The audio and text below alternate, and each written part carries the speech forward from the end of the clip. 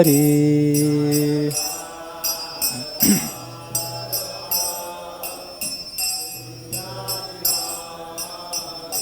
Jayo Radha Madhava Kunja Bihari.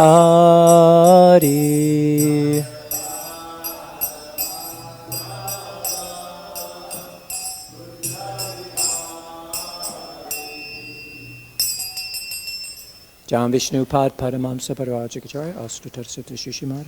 His Divine Grace A.C. Bhaktivedanta Swami Prabhupada Ki Jai.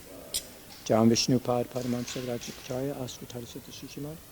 Sringa Guru Srila Bhakti Siddhanta Saraswati Goswami Maharaj Ki Jai. Anantakoti Vaishnavinda Ki Jai. ISKCON BBT Founder Acharya Srila Prabhupada Ki Jai. Namacharya Srila Haridas Thakur Ki Jai. Brahmasa Guru Shri Krishna Chaitanya Prabhu Nityananda Shri Advaita Gadadhar Srivasadi Gaur Bhaktavinda Ki Jai. Shri Shri Radha Krishna Gopi Gopinath Shyamakund Radha Kund Giri Govardhan Ki Jai. Vrindavan Dham Ki Jai. Mayapur Dham Ki Jai. Navadip Dham Ki Jai. Jagannath Puri Dham Ki Jai. Jamunamai Gangamai Ki Jai. Tulsi Devi Bhakti Devi Ki Jai. Grantara Srimad Bhagavatam Ki Jai. Transcendental Book Distribution Ki Jai. Harinam Sankirtan Jaga Ki Jai. Transcendental Prasadam Distribution Ki Jai. Gaura Premananda Hari Hari Bo. All glories to some devotees, Hare Krishna. All glories to some devotees, Hare Krishna. All glories to Sri Sri Guru and Sri Gauranga. All glories to Srila Prabhupada. Om Namo Bhagavate Vasudevaya.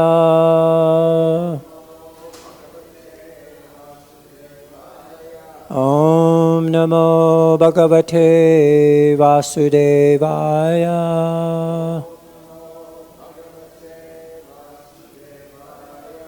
Om Namo Bhagavate Vasudevaya.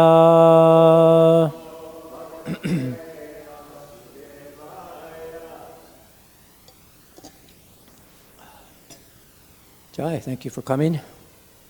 Today we're reading from the Srimad Bhagavatam, 3rd Canto, Chapter 29, text number 27.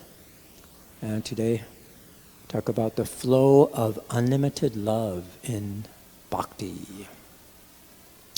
This is how we propitiate, that's how you pronounce it, right? Propitiate the Lord in all beings. And this title is interesting because it's going to help us connect Bhakti Yoga to the concept of spiritual flow and the nature of unlimited love. And that's the central action of propitiating the Lord, who's present in all living beings. So we're going to draw on this particular verse, which explains how we do that through charitable gifts, attention, like respect, friendly behavior, and viewing all with equality. So we integrate this with this Bhakti Yoga and this flow of unlimited love. So let's dive into the verse. Atamam sarva bhuteshu bhutatmanam kritalayam arhadye danamanabhyam maitrabhinena chakshusha atamam sarva bhuteshu bhutatmanam kritalayam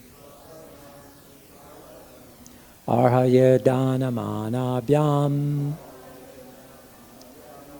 maitrabhinena chakshusha atamam sarve bhuteshu bhutatmanam kritalayam arhaya danamanabhyam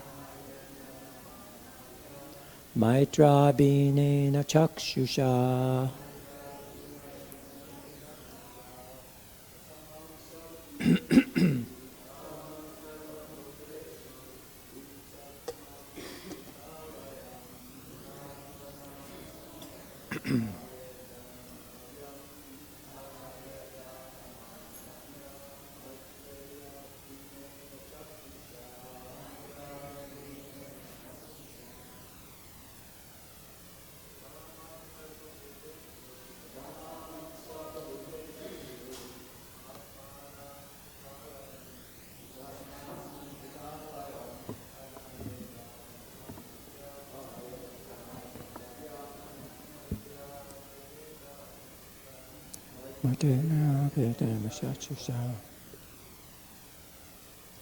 Vaishnavis.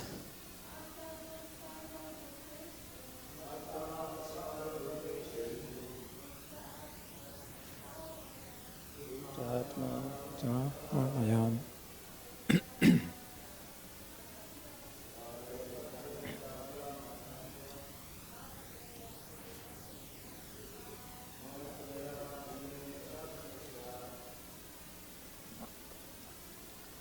Atā, therefore, mam, me, sarvabhuteshu, in all creatures, bhuta ātmanam, the self in all beings, krita alayam, abiding, arhayat, one should propitiate, danamanabhyam, through charity and respect, maitra, through friendship, abhinena, equal, chakshusha, by viewing. Translation and purport by Srila Prabhupada. Therefore, through charitable gifts and attention, as well as through friendly behavior, and by viewing all to be alike, one should propitiate me, who abide in all creatures as their very self. Please repeat. Therefore, through charitable gifts and attention, as well as through friendly behavior, and by viewing all to be alike, one should propitiate me,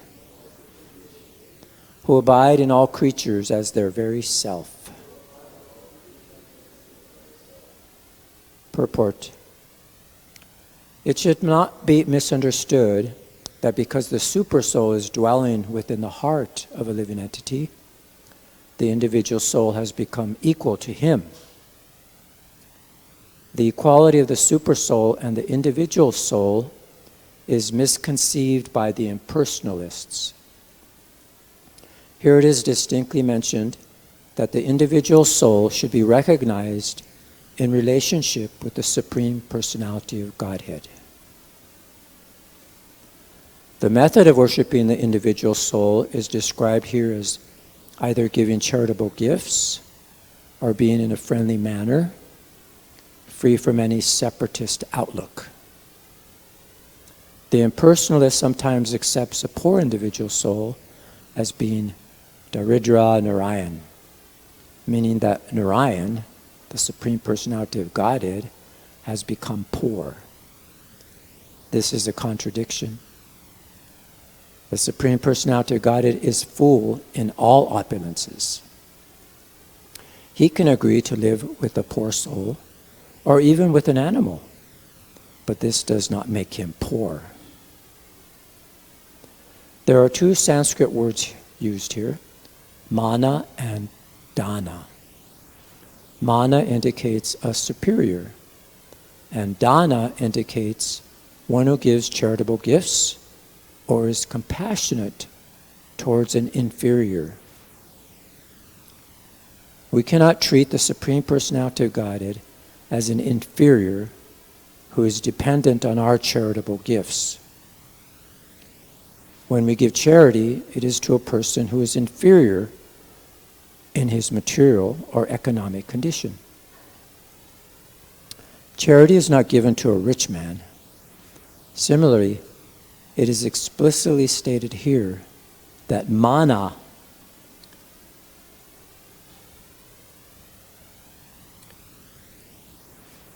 respect, is offered to a superior, and charity is offered to an inferior.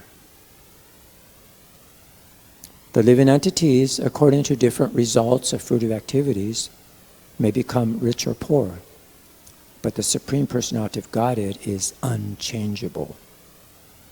He's always full in 6 opulences. Treating a living entity equally does not mean treating him as one would treat the Supreme Personality of Godhead.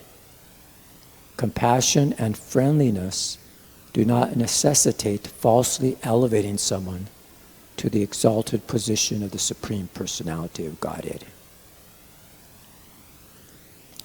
We should not, at the same time, misunderstand that the Supersoul situated in the heart of an animal like a hog and the Supersoul situated in the heart of a learned Brahmana are different. The Supersoul in all living entities is the same Supreme Personality of Godhead. By his omnipotency, he can live anywhere, and he can create his Vaikuntha situation anywhere. This is his inconceivable potency. Therefore, when Narayan is living in the heart of a hog, he does not become a hog Narayan. He's always Narayan and is unaffected by the body of a hog. So that's interesting. Om Jnana Timirandasya Giranjana Salakaya Chakshusumritam Yena Tasmai Shri Gurve Namah Shri Chaitanya Manobhistam Stapitam Yena Bhutale Swayam Upakadamayam Dadati Swapadantikam. Jai Shri Krishna Chaitanya Prabhu Nityananda Shri Advaita Gadadhar Shivasari Gaur Bhaktavinda. Hare Krishna, Krishna Krishna, Hare Hare. Hare Rama, Rama Rama, Hare Hare. Namo Vishnupadaya Krishna Prasaya Bhutale Shrimati Jai Patak Swami Nityanamane Namachari Pradayane Nitya Kripa Padayane Gorakate Damadara Nagar Gramatarane. Namo Vishnupadaya Krishna Prasaya Bhutale Shrimati Bhaktivedanta Swami Nityanamane Namaste Saraswati Deve Gauravani Pacharane Nirvisesha Sunyavadi Paschatade Satarane Vanchakopa Chubhischa Kripasindu Bevacha Patitanam Pavanebhyo Vaishnavebhyo Namo Namaha. Okay, so let's do the verse one more time. Therefore, through charitable gifts and attention, as well as through friendly behavior, and by viewing all to be alike, one should propitiate me, who abide in all creatures as their very self. So let's just get some broader view of what's been happening here in the chapter, which is entitled Explanation of Devotional Service by Lord Kapila. And the first, we have Devahutis asking some questions. She's asking about the details of bhakti, the nature of time, the cycle of birth and death. And then she glorifies Lord Kapila. And then Lord Kapila begins to describe the various classes of bhaktas and the performers of bhakti yoga in the three modes of material nature. The characteristics of pure bhakti, which is beyond the modes, and the different angas of bhakti for the purification of the mind, and the practice of these angas of bhakti yoga, how gives rise to pure bhakti. And now this is the section we're in right now, from 21 to 27, and 27 is the last verse of this particular section of the offenses are the obstacles in bhakti and its solution. And it's described here that if we neglect or disregard the Lord present in all beings, if we hate or criticize others, and we're trying to do deity worship at the same time, then it's like offering oblations into ashes.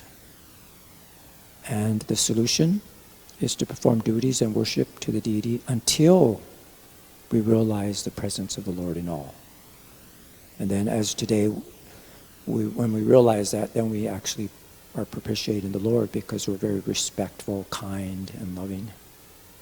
And then as we go on to the rest of the chapter, he's going to describe all the different gradations of the jivas, starting from the inanimate objects all the way to the pure devotees. And he's going to describe who is the best person. He's the one who has no interest outside of Krishna. And then you end the chapter talking about the nature of time.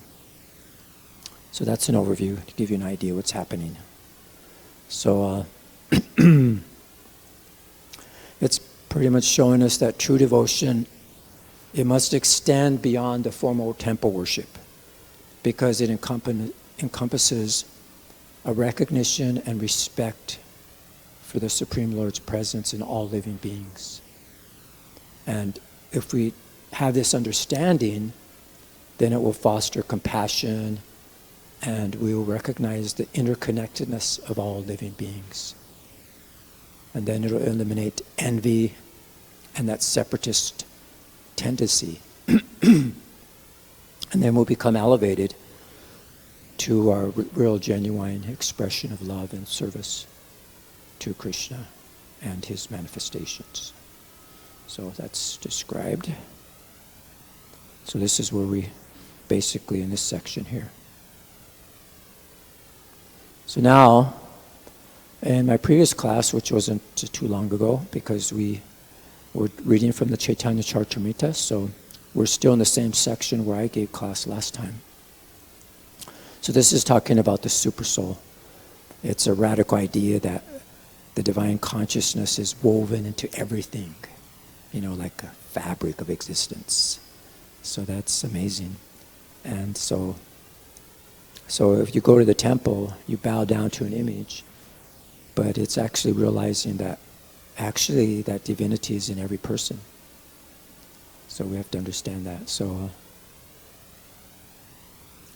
there was 3 important points that I gave in my last class about the Supersoul's presence, how he's in every living entity, 8,400,000 different species, and you can see the image there, and how a devotee meditating in deep prayer experiences the presence of the Supersoul, or he can actually experience the pastimes of Krishna. So this is confirmed in verse 20 of this chapter, where it says, actually Prabhupada says in the purport, that a person saturated with devotional service and full Krishna consciousness can understand the Supreme Personality of Godhead either as the Supersoul or as the Supreme Person. So that's described there. So that's the first item. And then we'll go on to the second item here, which is incomplete worship. And we talked about that. How even though you may think you're doing the right thing outwardly, but if your heart's not into it, and if you're not feeling that reverence for everyone you meet, it's like an empty gesture. It's like pouring ghee, valuable substance, into ashes. It has no effect. So that's incomplete worship. So that's when we're ignoring the Lord in all beings, and that makes our worship imitation. But real devotion, as we're studying in this section, is manifest when we have respect and compassion for all creatures. And how we do that is that we distribute prasadam, we try to give them the understanding of Krishna, we spread the knowledge. So that's all described. And then we went on to the third point about serving Krishna. As how do we mainly focus, instead of just mainly focusing on rituals, how do we move beyond that? How do we get into a deeper, more authentic level of devotion? And that's, as we're discussing, it's where we realize and recognize that all beings are interconnected. How we see everything and everyone in relationship with Krishna. And that's the divine source. And then we engage them in Krishna service. So we see the devotees they're serving the deity, but yet they're spreading Krishna consciousness to others. And it describes here that if we serve everything in relationship with Krishna, then our treatment to others has profound consequences. So we're warned that we should not offend Vaishnavas, because it has severe consequences. And violence toward innocent beings also creates similar future suffering. And it's described that if we don't engage others in Krishna consciousness, that's a type of violence, actually. But if we have an equal vision towards all beings, then we could attain a peace of mind. And this is the advanced devotees. it can engage not only living beings, but also material objects in service to Krishna. So we're finding it out by sharing, reading, sharing Bhagavatam, associating with devotees, visiting holy places. All these ways are different ways of engaging ourselves and others in Krishna consciousness. So getting to today's point here, that Bhakti Yoga, it's a way of propitiating the Lord in all beings. And that's shown here as the Samadarshanat, is that we will see or view all others to be alike. That's Samadarshanat described in this particular verse. So this chapter 29 of this, actually there's a chapter in the 11th canto, it's the Uddhava Gita. And towards the end of that chapter, or that verse, all those verses, there's several chapters, but the last chapter where Krishna is explaining to Uddhava, it's very similar to what we're discussing here in this particular chapter. And I'd like to just mention some of those things and how it relates. Actually, Krishna is stating there to Uddhava that you should always remember me, you should perform your duties for me, you should fix your mind in attraction to his devotional service.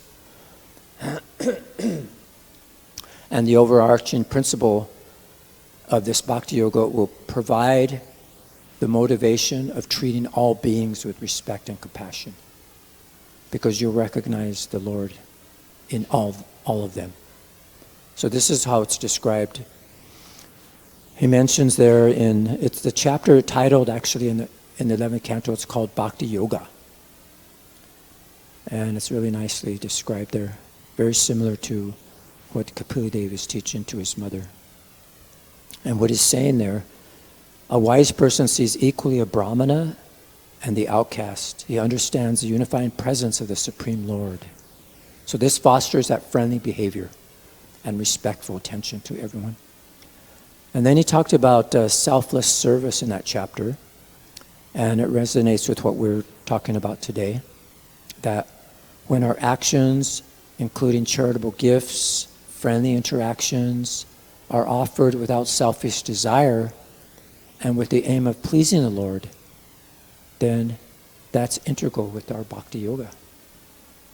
And then he talked about practical application of cultivating that devotional mindset, like associating with spiritually advanced individuals, hearing about spiritual matters, chanting the holy names.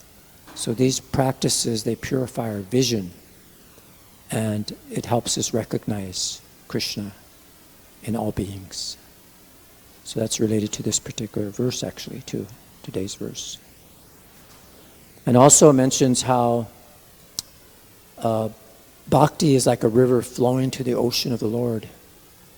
And we mentioned this also previously, how just as the water of Ganges flows naturally toward the ocean, such devotional ecstasy, uninterrupted by a material condition, flows towards the Supreme Lord. And that was in texts 11 and 12. And again, it's mentioned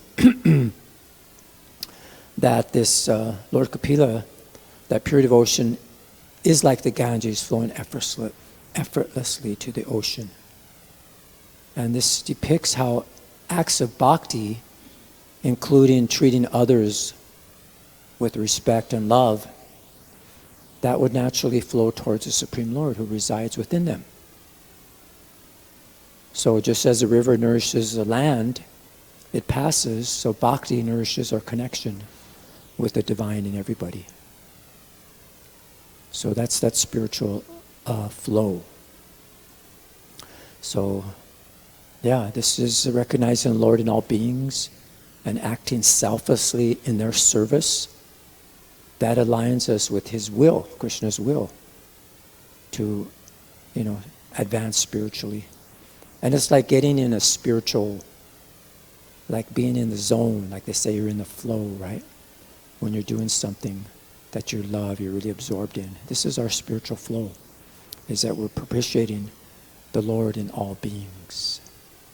So This is that spiritual flow, finding our purpose. That's what they talk about, dharma, and what is our dharma, is our purpose. And by deepening our selflessness and aligning with Krishna, his divine messages, that supports the principles in this text today of how to propitiate the Lord. So this is how we're doing, using our dharma, what we naturally are attracted to do with the talents that have been given to us by Krishna, and then we use those in the service to others. That's how that compassion and charitable gifts comes, friendly behavior towards others. And then that selflessness, that we're selflessly trying to serve others, it leads to a greater spiritual connection. So this is crucial for genuinely applying this principle in text 27 that we're reading today.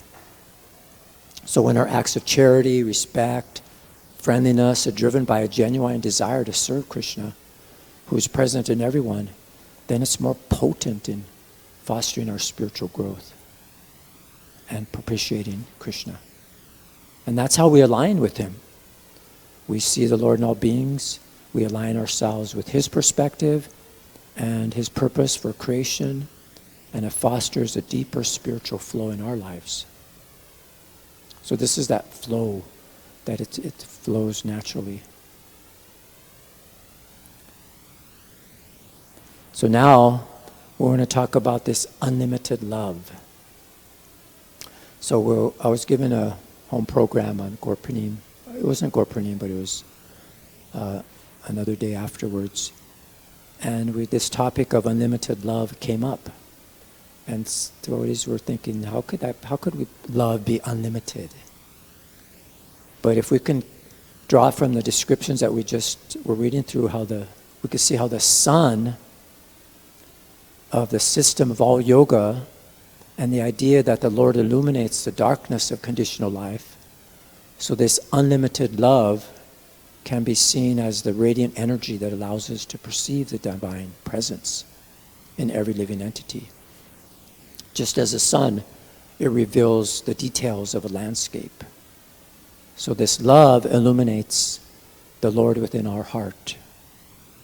So this is interesting. We could go into try to understand this unlimited love. And so one may think, how is love unlimited? Because love actually can't be bottled up. Now we're not talking about lust. We're talking about love. And these are some ideas from the book, The Spiritual Warrior, Transforming Lust into Love. So, it can't be bottled up. It can't be rationed or diminished. It's actually a divine energy. It's ever-present, it's abundant, it's flowing all around us. But the problem is that we often limit our awareness of it. We build walls, we hold back, we think it must be deserved. We pace out how much love we give because we're afraid of being hurt or rejected. But actually, that's not the real love. Actually, love is unlimited.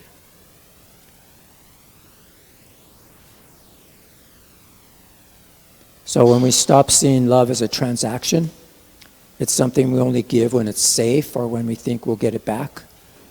That's when we unlock its true power. And it's the small moments of kindness, the energy we bring to our relationships and the courage to show up fully without fear. It's not just for romantic partners or family, but it's how we treat strangers, how we serve, how we connect with humanity. So this is from the Spiritual Warrior, how we can get that divine empowerment to love. So he says that although we may want to help others, we may not believe that we have sufficient love to give.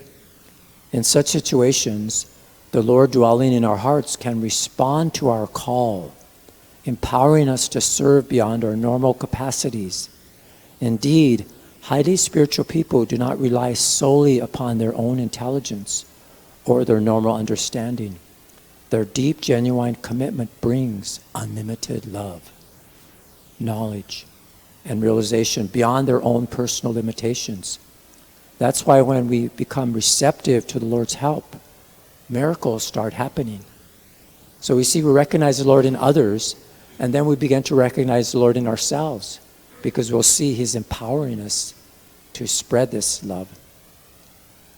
And then there's another section where it's described. This is from one of Shivaram Swami's book. It's called The Premise on Prana, Motivated and Unmotivated Love. So I'd like to just read a few points from there. I've already mentioned that the suffering of souls averse to Krishna does not automatically arouse His mercy. He is the Supreme Person, full of transcendental pleasure. Just as darkness cannot touch the flames of a fire, sorrow cannot touch His heart. Thus, compassion for the afflicted does not arise within Him. The fate of the foolish, however, does touch the heart of His devotees. Seeing the distress of those conditioned by Krishna's material nature, the hearts of the Vaishnavas melt with devotion. That devotion induces Sri Krishna to fulfill the desire of His loved ones. Thus He bestows His power of attorney upon His Majjhima devotees and gives them full freedom to distribute His love to the fallen. So just see, this is how we're empowered. So the Vaishnavas, they're imbued with compassion and freely distribute His love without discrimination. So Govinda, on the other hand, he possesses an entirely different nature. He's unique entity and cannot be compared to parents, the righteous, or even the benevolent Vaishnavas. So this is a difference. And then here's a challenge. This is an interesting pastime. This is from a book by Kurmandas, The Great Transcendental Adventure.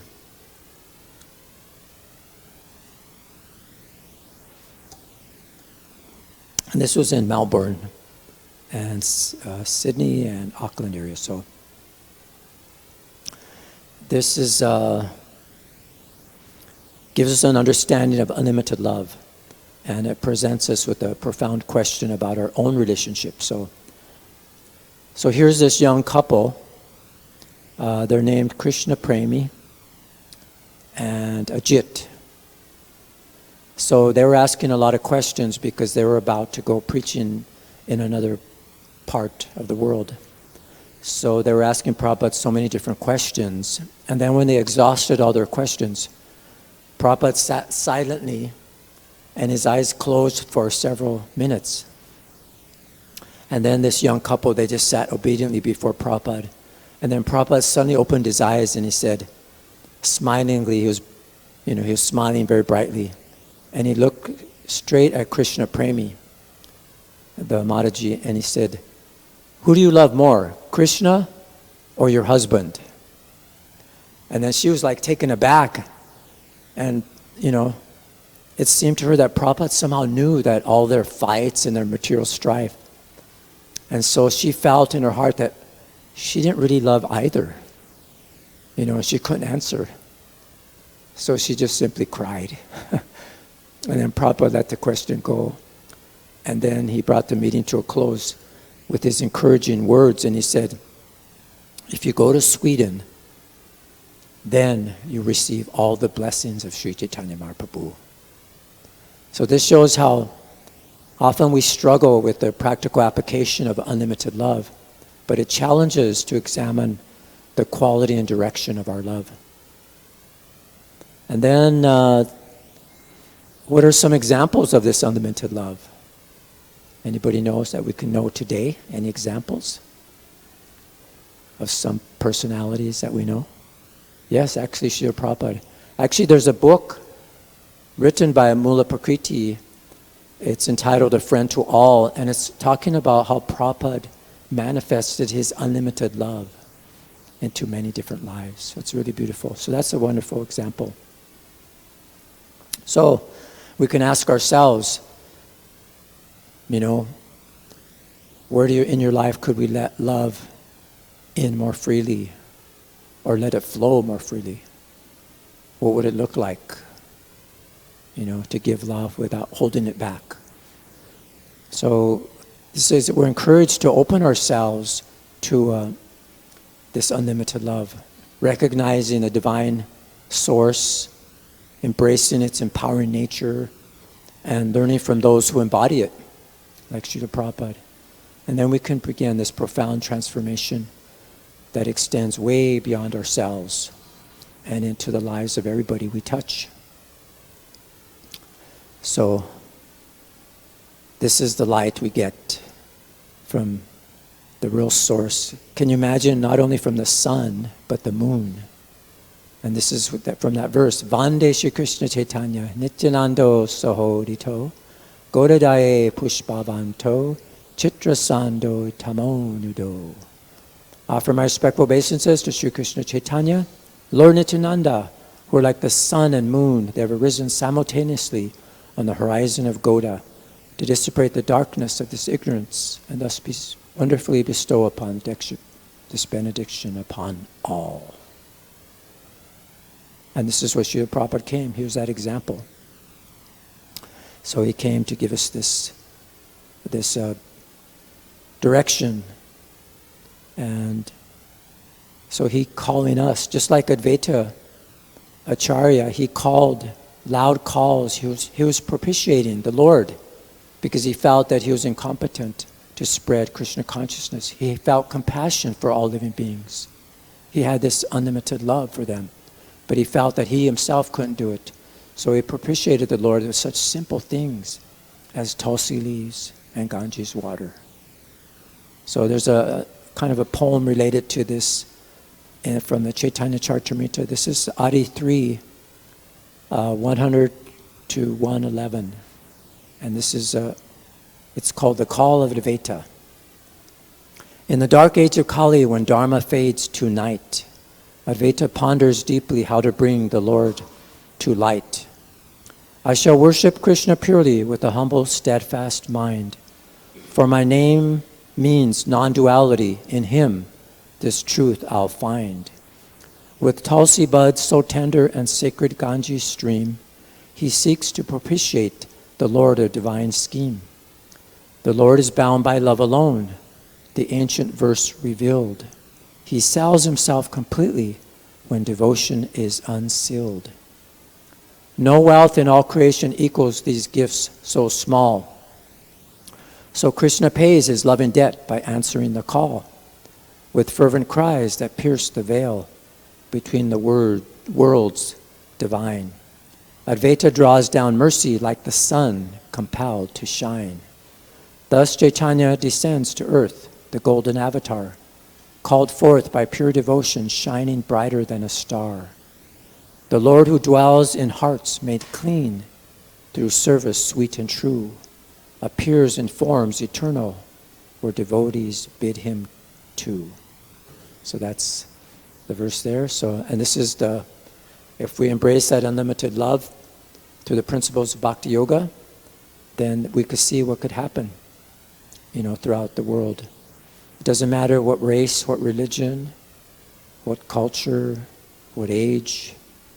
And Prabhupada says in a lecture that he gave on Chaitanya Charitamrita, and we'll just end with this. He said, so our Krishna Consciousness Society is a Bhakta Sangha. It's a society of devotees. Never try to go away. Never try to go away. Discrepancies there may be, you should adjust. And this chanting and dancing amongst, within the society of devotees, has got great advantage, great value. Here it is confirmed, and all the Vaishnavas have confirmed. And so here, this is how he ends here. He said